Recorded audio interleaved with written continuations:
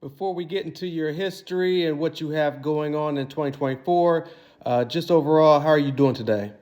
I feel good, man. I feel good. It's a good, blessed day. Good things happening. Got a lot of stuff happening with some of my newest releases. Starting to see like streams increase and stuff like that. There's some good motion. You know what I'm saying? There's some good motion going. So I'm Definitely. excited. Yeah, Yeah, we'll we'll be be able to. able to let the fans know about those at later on in the interview. But before we get started and get to know your history, can you tell everybody where you were born and raised? Well, from birth, out the womb, I'm from Washington Heights in Manhattan, New York City. I was born in Washington Heights, and then when I was about 6, 7 years old, we moved up to the Ville, money on the Mount Vernon, the Vernonville. So Okay. I was raised in. I'm from Manhattan, but I was raised in Mount Vernon, New York. So, Take us back to teenage years in Mount Vernon. Well, my teenage years. That's really what I mean. I was right. I was right in hip hop. I was right in the OG birth of it, like for real. Because Mount Vernon is like right next to the Bronx. Like it's like this. It borders the Bronx. So me, my middle school years, and I was already into music. So at that time, I started DJing and stuff like that, and I actually was a great. I used to pop. You know what I'm saying? Like I like I used to break, but I was a popper. You know what I'm saying? And I was like one of the best in Mount Vernon, like for real. Like there was some cool, like I was top 3 or 4. You know what I'm saying? Like Grap, Pete Rock's little brother was nice too. But we were always top choice. We even did a show together back in the days for a school. Um, yeah, I was nasty though. That was but so I was all in hip hop. You know what I'm saying? Like I was all in it. I was just it was just me. It was just organic and natural for me. Um, just to be around it. I was just surrounded by the great music and the culture and everything. right. Give us a. Timeline of being a dancer and DJing. What timeline are we talking about? Like 86, you know what I'm saying? Like 87, 86, 87, 88, often. That's it. Like I was in it from Jump Street. Yeah, for real. Right. Any other. Hobbies or interests during your teenage years? Uh, Fishing. I love fishing, bro. You know what I'm saying? I was always, going to like the City Island, going fishing on the party boats, or going to Brooklyn, and going to Long Island. You know, Fishing music and getting honeys and stuff. You know what I'm saying? Yeah, Right. that was my thing. Before. Getting on and while you were breaking and DJing early on, before getting into the music industry, who were some of your musical influences? Oh man, man, back then it was like Cold Crush. I was listening to Cold Crush. I was listening to Funky Four. You know, uh, Salsa Smurf. You know, what's my cat Buffalo Gals? Like Malcolm McLaren. Like that was like the real. It was like the real beginning genesis of that. Even like Madonna, I used to rock that her first joint. Everybody, that was like a real New York record. You know what I'm saying? It was New York, man. And then I used to take the instrumentals, and that's when I started writing and rhyming. You know what I'm saying? Like I used to be rocking over the instrumentals. My mom, when I was young, they got me I wanted Techniques and a Gemini mixer. That's what I wanted. But she didn't get me Techniques. She got me some JVC turntables, but she got me the Fat Gemini mixer. And I had some fat speakers. They were like concert speakers, like big Sun speakers, like for like doing shows at Madison Square Garden. And they were Yeah. like big, like they was taller than me, bro. There was two of them with a mid range, a woofer, and a bass speaker. And bro, I used to blast my whole building out. And my boys would hear it in the parking lot, in the shop or supermarket, in the street down the block, and they'd be rocking in the middle of the street. And I'd be from the windows, out the window, yeah, you know what I'm saying? Like that, for Right. real. And then I even got on the mic sometimes, and I used to like freestyle and and rhyme over the shit blaring. It's crazy. Right. What were Solid. you? Witnessing around Mount Vernon as far as hip hop Hip parties in the hop. As park, far as. talent shows. What were you witnessing as far as hip hop in Mount Vernon? Yeah. I did a couple. I did a couple shows. I did some shows with the school for the school, going to other schools. That's a show I actually did with Grap. With Grap was in the show that I did, and even Talent. He became a pretty famous comedian. Talent. You know what I'm saying? My boy Troy. He used to pop. He was ill too. He used to dance, and we all came up together. It was just magical being from Mount Vernon, especially at that time, man. You know, that's when Hev was first starting to ride around in his Jeep, and he was first getting signed to Uptown and Albie Shore and Al. You know what I'm saying? It was just amazing. You know, and like I was kind of like I was. We all went to school together, but my father was a musician, and I was always into music anyway. I was doing music anyway, like even before I connected, you know, with Heb or Eddie F and all, you know what I'm saying, and Pete and all that. I was still doing music, you know what I'm saying? So back then it was just parties, and we'd go to the St. Ursula dances in Mount Vernon, and we'd be the attraction. We were called the Floor Masters. We were a popping and breaking group. And we used to go to all the parties like at the church and stuff at night. That was where it started. And people would just get in a circle and knew we were about to come on. The first joint we used to rock to was Looking for the Perfect Beat. I used to have this joint. I did the intro with Looking to the Perfect Beat, where I used to just come out beep, beep, beep, and just rock it, break the whole joint down. And the part of the song it goes, universal people out there for the perfect beat. Da da zulu. And then that part goes, ding, ding, ding, ding, ding, ding, ding, ding. I used to kill that, bro. That was it. I used to make them holler, bro. They would scream out crazy when I did my joint there, for real.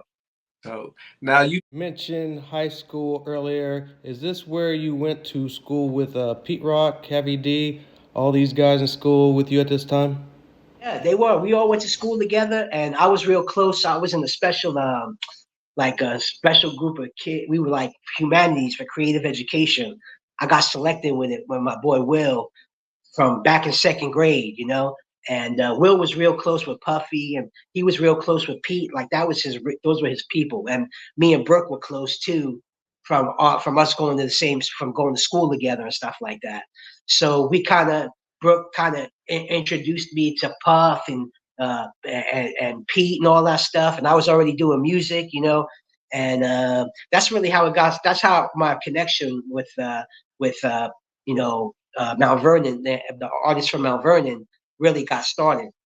You know, and we just all went to school again. Then Brooke was a big plug between me and Puffy. Pete did Puffy Puff. You know what I'm saying? Like, and Pete and Hev and everybody. You know what I'm saying? And you know, he actually was like the one who first started giving him my demos. We were recording. I was recording in Manhattan anyway. You know, man. I had meeting with my first. You know what's funny, man? After you had reached out to me about doing this, I was scrolling some of your stuff, getting to know you a little bit. You know what I'm saying? Peace to what you do too. You know, God bless you for the knowledge and what you give to your audience too, and for the culture of the music and everything. You know what I'm saying? appreciate that. And yes, sir. Yes, sir. And it was cool to see Lamar. I saw you had a flick with Lamumba with Paradise from X Clan, right? Yeah.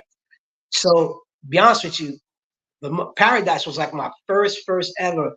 I used to be down in the clubs and the parties in New York City and all that. And Paradise was the first cat that kind of I networked with, and we actually connected. And I told him I was rapping and stuff, you know. And he was like, "Yeah, let me hear some of your joints, whatever, blah blah blah." And he gave me his number and stuff, and we started chopping it up a little bit. And then I don't even know what happened, but just whatever happened. And I met with Scotty, who was a big cat down with Def Jam, and he's like some of my demos. I met with Leor Cohen. Leor Cohen called my crib one day. It was like, I think it was like right after they had actually signed for third base, and Leor asked me to come down to his office, and I played him some of my demos, and he was cool. Like, we liked it. Nothing ever happened with that. But yeah, man, I was rolling. And then, actually it was Puff. Puff was the first one to really, I made this song called I Wonder Why in the studio. And when Puff heard it, he loved it. He liked it, bro. He liked it a lot. And he had listened to it. And he actually was starting to, shop my music and really started to do stuff for me. And this was all around the time where he was getting busy with Big E and with Mary and with Jodeci. I used to be with Jodeci in his office and everything. A lot of crazy, man. I'm telling you, bro. I have my joint is a movie, bro, for real. Like No the doubt. whole everything. It's a real movie, bro. Like for real. Right. At what Point, if we can just back up a little bit, at what point did you start taking your writing serious and try to pursue it as a career? I mean, I really just I started making demos, like my father was a musician, so I knew the steps. I knew what you had to do, like, especially back then. Like, it ain't like nowadays, bro. Like, anybody could come out and put something out, or, it's like so easy. Dudes are making beats on their phones. Like, this is crazy, dude. You know what I'm saying? Like, to be honest with you. But the real gems, like the reason why you're reaching out to me, you know what I'm saying? And the connection is real, and how I connect with, people globally all around the world, you know what I'm saying?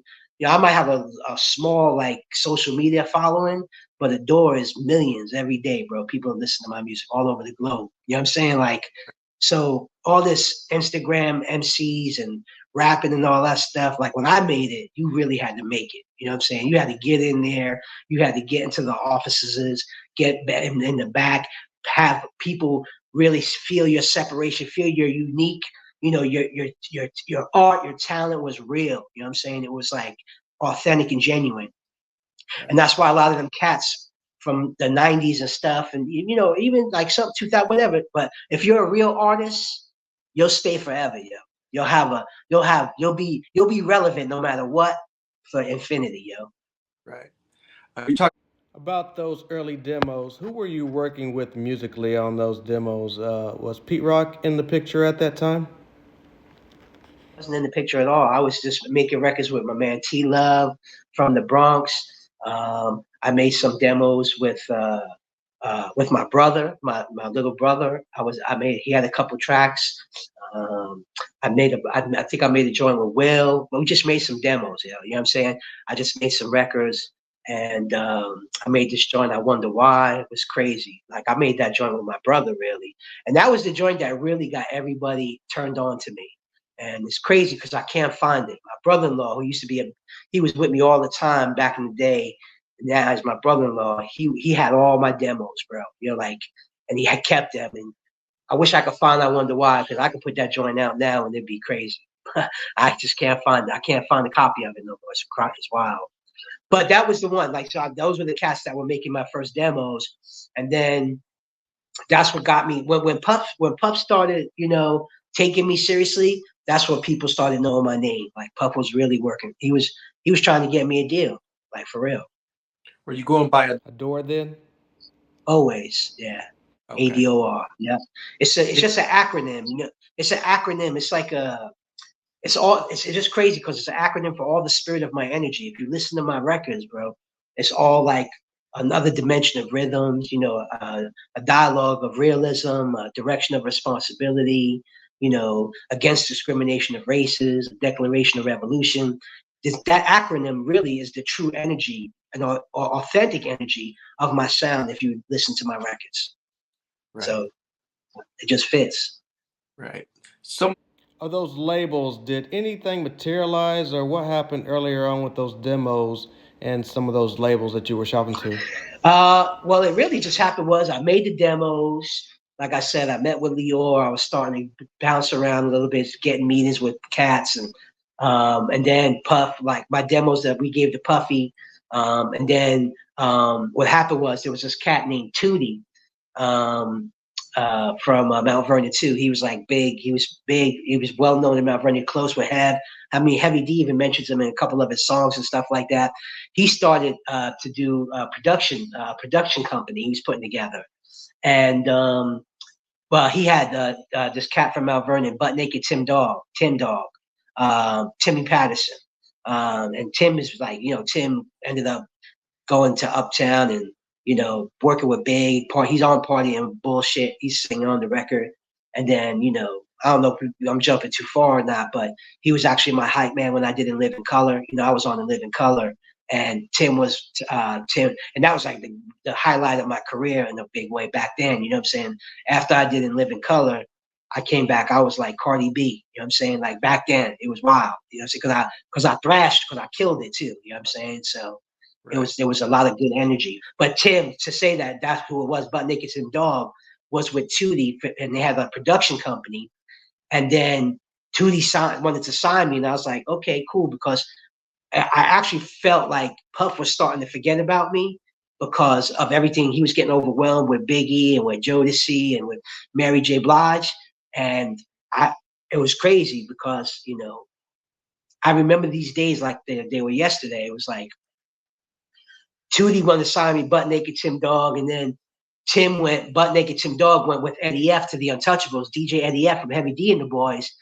He started a production company, a strong one, and he had all the producers like Neville and Dave Hall and Pete Rock. He had Pete signed to him, and Pete Rock and CL Smooth. It was through Untouchables that Pete Rock and CL Smooth was signed to Elektra, and for the first album, say Mecca and the Soul Brother, that was through Untouchables and Elektra, and Pete Rock and CL Smooth. So he had Pete, and when Tim went over to Eddie F, Tim was like, yo, I got this kid A.D.O.R. I think he could be dope, blah, blah, blah, blah, blah. And Eddie F was into it too. And then they offered me a deal. They offered me a production deal.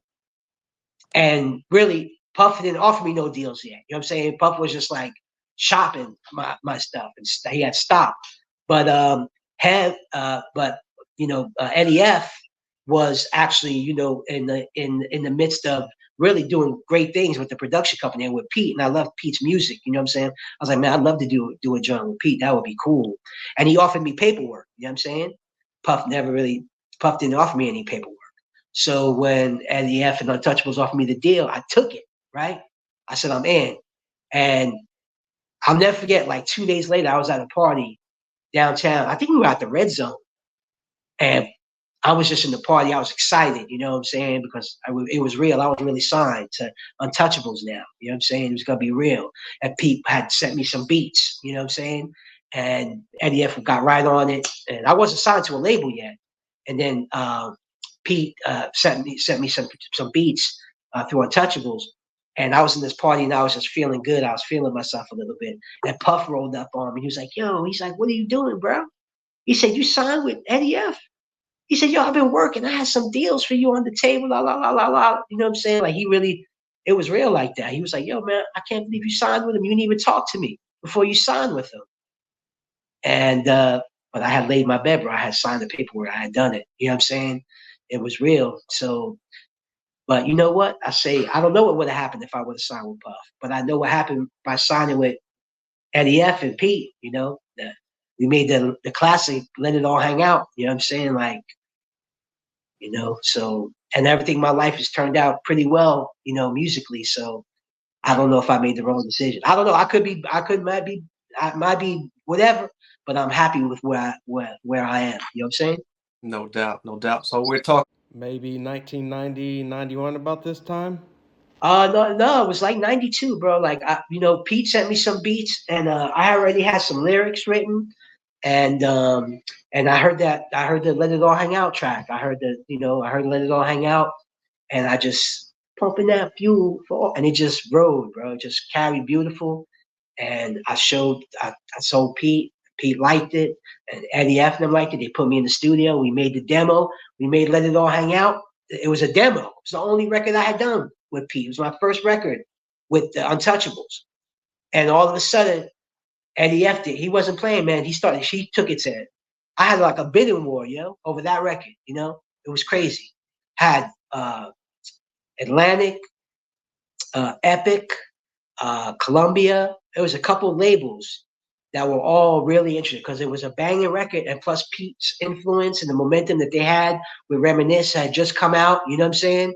Like, that's why everything happened so fast. And everything happening so fast was good, but it wasn't good in a way because I didn't have any other records done. You know what I'm saying? Like, that was really the only record I had. And then all of a sudden, before I know it, I have a bidding war over this single. And then I'm in Sylvia Rone's office in Atlantic because she wanted to meet with me. And she met with me, and Atlantic offered me a deal. And they wanted to put the single out right away, make a video. I'm talking about maybe 3 weeks after I made the record. Wow. I'm in Sylvia Rhone's office, you know, and just to back it up, it was crazy because there was actually a party. A.D.O.R had like a label get together to meet all like the untouchable artists, like all onto the YGs, me, Pete Rock and CL Smooth, Intro, you know what I'm saying? Like he was having like this big open, this banquet at his crib, you know what I'm saying?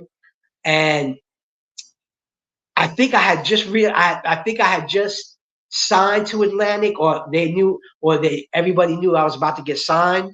All these labels were on me because people was talking at the party like, yo, A.D.O.R's about to get signed for real. Boom, boom, boom. It's real. You know what I'm saying? And the YGs, they made me take. They wanted me. We all were celebrating, and I was open. You know what I'm saying? So the YGs was like, yo, let's take a shot of this. It was grain alcohol, bro. Like I never did that before in my life. Right. It's like real. It's like 150 proof alcohol. You know what I'm saying? And I'll never forget. The YGs were like, "Come on, B, take this shot, bro. You did it. We doing it." So I was like, "Yeah, whatever." Boom! I banged that joint down, thinking I was the man, bro. And then I lost it. I just all over the kid. Yo, it was wild, bro. They threw me out of the party, bro. I had to leave the party. My man had to drive me home back to New York over the bridge. My clothes was all off because I had Earl all over all my clothes. It was wild, man. I'm telling you, man, I've had some wild. I'm gonna be through some wild times, bro. No joke. But it was all beautiful. So that's what happened, man. Right. We did let it all hang out. It got signed, and then before you know it, it's signed single. I'm getting ready to shoot the video for it, and then I'm coming home on the train one day, and I heard on 98.7 Kiss. Well, actually, it was Hot 97. It was Hot 97. It was Make It or Break It, and they played Let It All Hang Out, and that was it. That's when New York City just found one of its summer hip hop classics for '92. It became a summer anthem in New York City, and I love all the people that support me and love Let It All Hang Out and still rock to it to this day, yo. You know what I'm saying? It still gets played on Hot 97, especially in the summertime. And, it was magical, yo. And we made the video and it was blowing up all crazy. And I started doing crazy shows. I was rocking with Tupac and out in San Francisco. We was at KMEL. I was with Cypress Hill, House of Pain, I did the Red Zone. I did Home Base with Flex. My first crazy show, my first performance ever of Let It All Hang Out was with Buju Banton. It was at the Ritz in New York City. And we were on the poster. I still have the poster. It says, Buju Banton, special guest A.D.O.R, A.D.O.R doing Let It All Hang Out. And that was crazy. I'll never forget the Ritz that night. There was like 5,000, 6,000, 7,000 people there. If you have never been in the Ritz in New York City, the original Ritz, it was wild. It was big, and the stage was grand. It was a big stage, and there was grand seats in the back. But it was a club. It was a huge dance floor too, and it was packed, bro. And I came out and I rocked Let It All Hang Out. And the craziest thing is when I first came out, my first energy of that joint. Back then, they didn't have wireless mics. You know what I'm saying? The mics had wires. It had a long ass wire. And when I came out and there was lights were all down, I heard that joint came on.